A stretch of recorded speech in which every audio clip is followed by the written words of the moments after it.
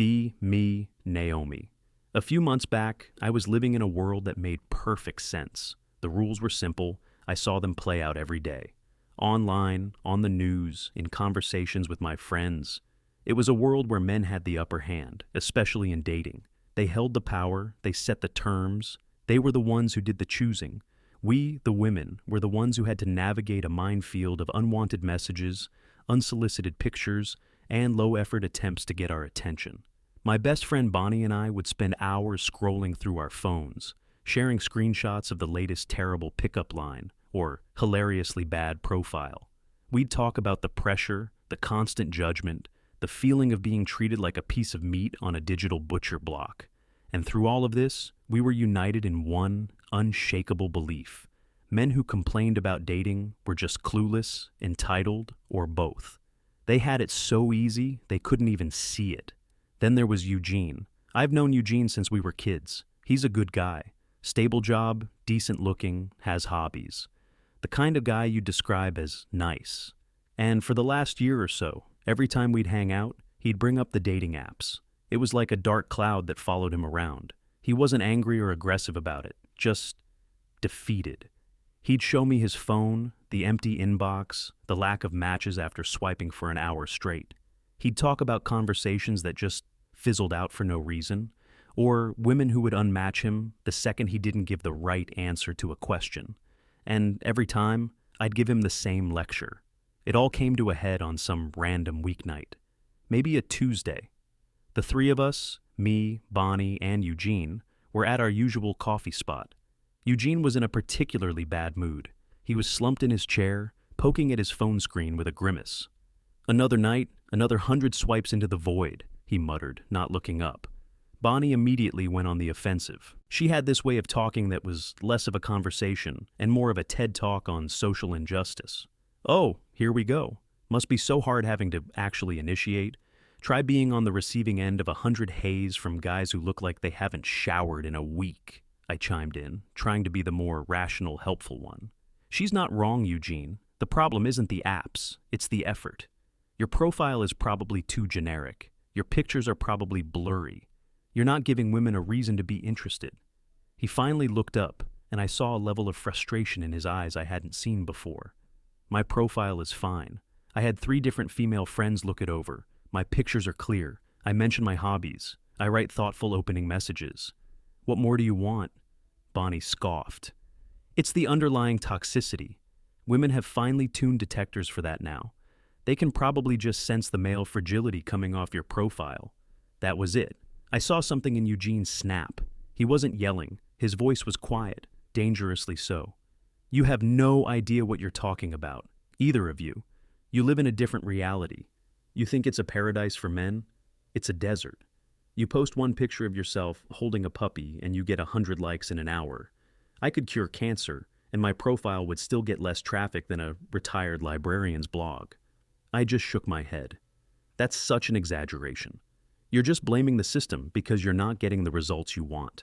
It's a classic case of male entitlement." He stared at me for a long moment. Then he pulled his old phone out of his backpack. The screen was cracked, but it still worked. He slid it across the table. "Prove it." I was taken aback. "Prove what?" "Prove how easy it is. You're so smart. You know everything about the male experience. So here, create a profile. Be a man for a week. A normal man. Not a supermodel, not a millionaire.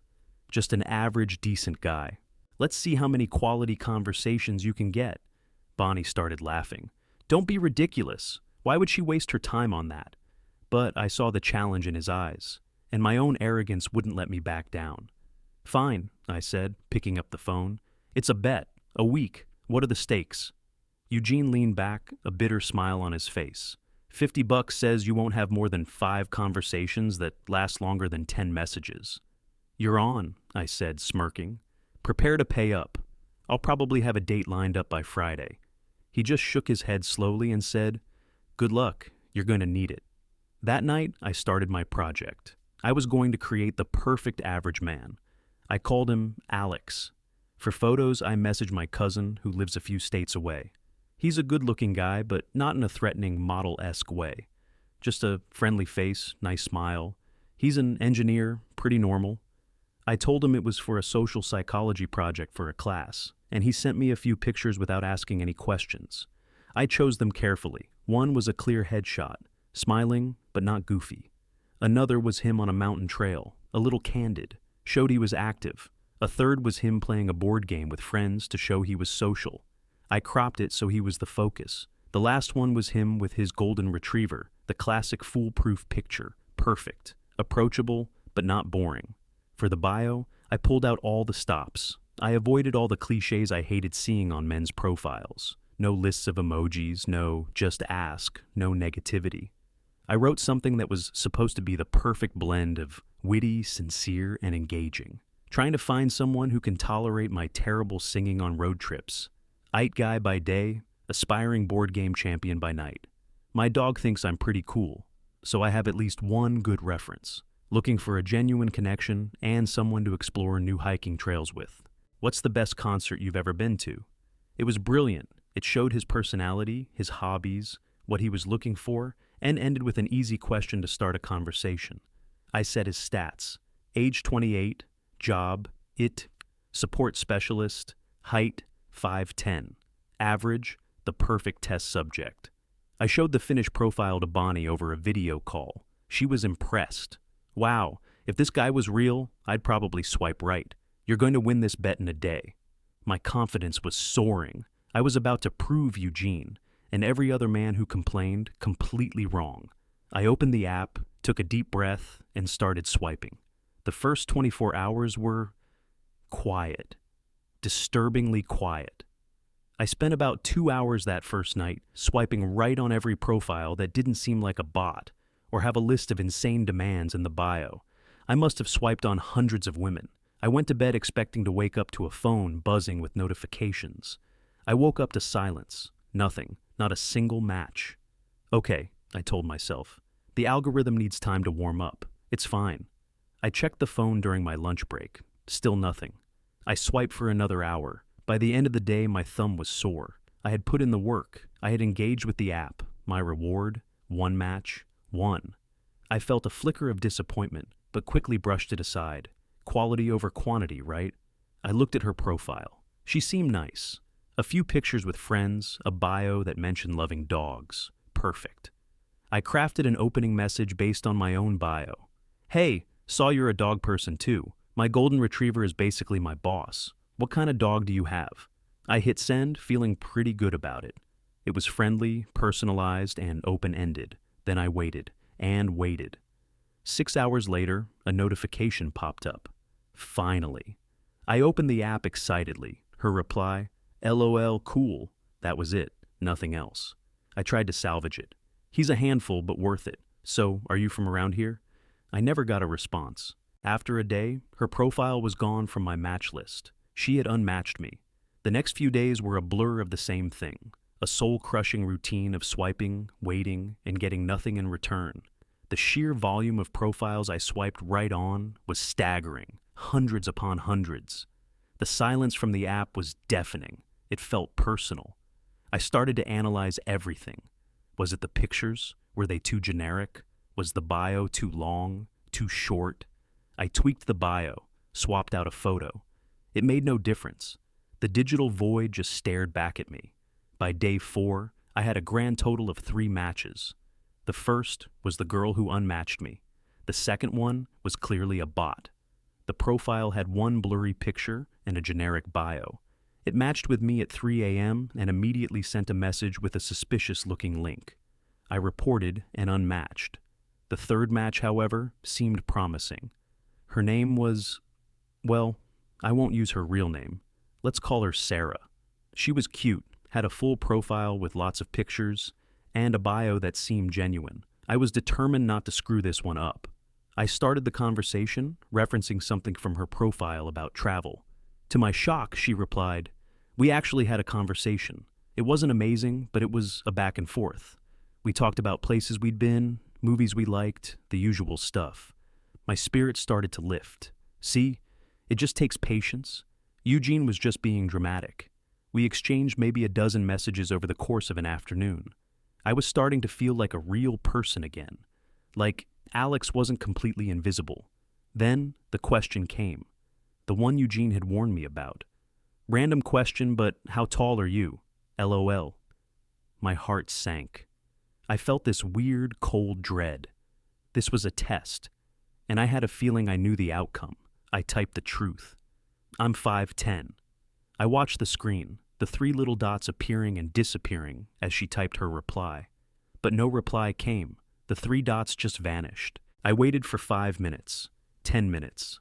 I sent another message. Is that a deal breaker? No response. I went to her profile to see if I had missed something, and then I saw the message. You are no longer matched with Sarah. Gone, just like that. Decades of life, experiences, a personality, a job, hobbies, all of it, rendered completely irrelevant by 2 inches of height. I just stared at the blank screen. I felt hollow. It wasn't anger, not yet. It was a profound sense of worthlessness. For the first time, I felt a sliver of what Eugene had been talking about. This wasn't just rejection, this was erasure. I didn't touch the app for the rest of the day. I couldn't. The next morning, I forced myself to open it again. 2 days left in the bet. I couldn't give up now. I had one new match. I almost didn't have the energy to message her, but I did. This conversation was different. She was engaging, funny, asked questions back. We talked for 2 straight days. It was the most success Alex had had by a long shot. We talked about everything. Work, family, dreams, embarrassing childhood stories. I actually started to like her. I felt a pang of guilt that I was being deceptive, but I pushed it down. This was for science, for the bet. Finally, on the evening of the last day, I decided to go for it. You seem really cool. I'd love to actually talk in person sometime. Would you be up for grabbing coffee this weekend? My hands were actually clammy as I waited for the reply. The notification came almost instantly. "Aw, that's so sweet. But I'm not really looking to meet up with anyone from here. I just got out of a bad relationship and I'm just on here for fun and to chat with people." I read the message twice, just for fun, just to chat.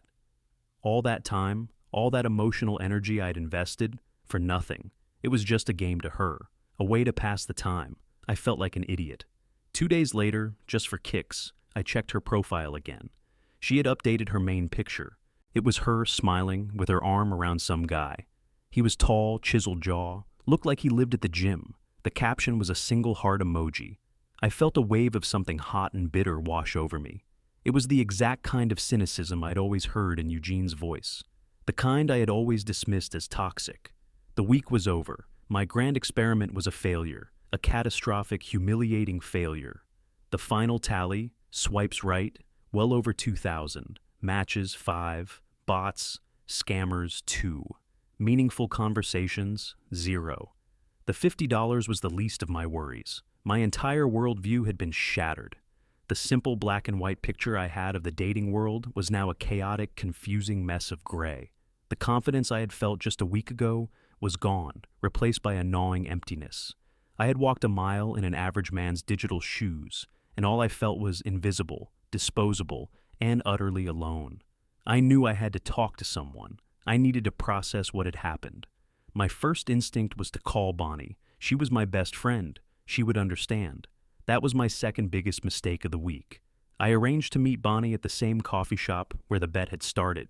It felt fitting, like closing a circle. Except the person returning was not the same one who had left. I got there early, replaying the week in my head. The silence, the ghosting, the height question, the girl who was just chatting for fun. Each memory was like a small paper cut on my ego, and they were all stinging at once. When Bonnie arrived, she was beaming, radiating her usual brand of militant positivity. "So," she said, sliding into the booth opposite me, "don't keep me in suspense. Tell me you crushed him. I have a dozen ideas for how you can rub it in his face." I didn't smile back. I just pushed the old, cracked phone across the table toward her. "You look," I said. My voice sounded flat, even to my own ears. Her smile faltered for a second as she saw my expression. She picked up the phone, her brow furrowed in confusion. I watched her as she scrolled through the app. I saw her eyes widen as she looked at the match screen. I saw her click on the conversations, the short, dead-end threads. She saw the LOL cool, She saw the profile of the bot. She saw the conversation with Sarah, saw the abrupt end right after the question about height. She scrolled for a few minutes, her face growing more and more grim. Finally, she put the phone down, her expression unreadable. "I don't understand," she said. "The profile is perfect. It's exactly what we said a guy should be." "I know," I replied. "It doesn't matter." I took a deep breath, and then it all came pouring out. I told her everything, not just the stats, but how it felt. The crushing invisibility, the feeling of shouting into a void and not even getting an echo back, the sheer dehumanization of being reduced to a single number, 5'10", and being dismissed as worthless because of it. I told her about the hope I felt during that one good conversation, and the feeling of being played for a fool when she said she wasn't looking to meet anyone. "It was awful, Bonnie," I finished, my voice cracking slightly. "It was like I didn't exist. Eugene wasn't exaggerating. He was understating it. We were so wrong." I looked at her, expecting empathy, sympathy, maybe even a little shock or an admission that we'd misjudged the situation. I got none of that. Bonnie's face had hardened into a mask of disapproval. Her eyes were cold. She leaned forward, her voice low and sharp. "Are you listening to yourself right now? You spent one week in a simulation, and you're ready to throw away everything we believe in?" I was stunned. It wasn't a simulation, it was real. I felt it. "You felt nothing," she snapped back. "You experienced a tiny fraction of the scrutiny that women face every single day. You got a taste of rejection, and now you're crying about it? That's what we have to deal with constantly, but it's worse for us because it comes with the threat of actual danger. You're co-opting male fragility, Naomi." The words hit me like a slap. Male fragility? I was treated like I was subhuman. How is that fragility? How can you hear what I just said and not see the hypocrisy? Her eyes narrowed. "The only hypocrisy I see is you, siding with the oppressors because you had a bad week. Women are allowed to have preferences, height, income, whatever. It's a survival mechanism. We don't owe men our time or attention. What you experienced wasn't injustice. It was just consequences." "Consequences for what?" I asked, my voice rising. "For being average? For not being 6'2"? How is that a man's fault?" "You sound just like them," she said, disgust dripping from her words. "All that talk about male toxicity, and here you are, defending it. You know, I'm really disappointed in you. I thought you were stronger than this." She stood up, grabbing her purse. "This isn't just about a stupid bet anymore. This is about your loyalty, and frankly, I'm questioning it right now." And with that, she turned and walked out of the coffee shop, leaving me completely alone at the table. I sat there for a long time, the silence in the shop feeling as loud as the silence from the app. The rejection from my best friend hurt more than the rejection from 1,000 strangers on a dating app. She hadn't listened. She hadn't even tried to understand. She had a script in her head, a narrative of how the world works, and anything that contradicted it was not only wrong, but a personal betrayal. My experience didn't fit her worldview, so my experience had to be invalid. I had to be the one who was wrong. I realized then that my friendship with Bonnie had been built on an echo chamber. We weren't friends who challenged each other to think better. We were allies in a war, and I had just fraternized with the enemy. I had seen something real, something that proved our collective narrative was flawed, and instead of being curious, she had been furious. I felt betrayed, but more than that, I felt untethered.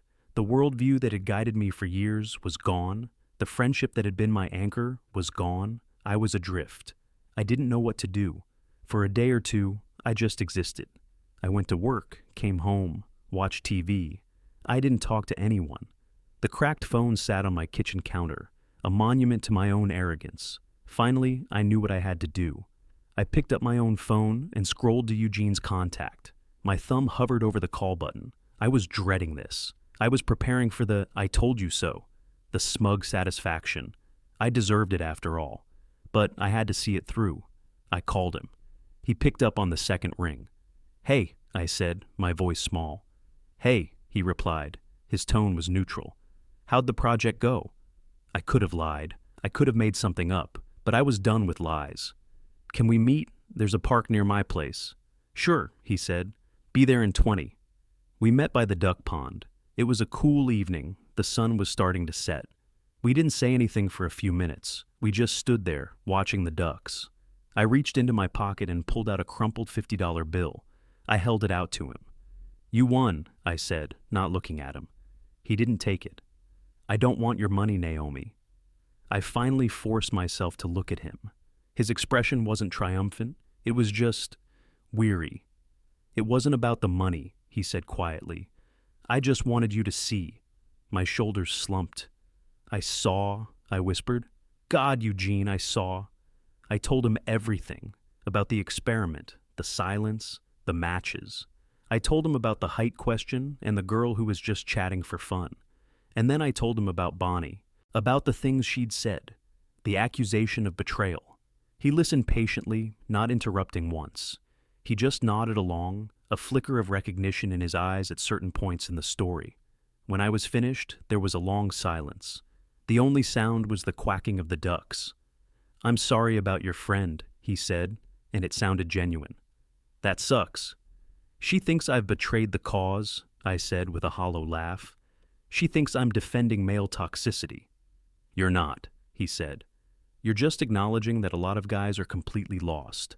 We're told to be vulnerable, but not needy. Confident, but not arrogant. We're told to just be ourselves.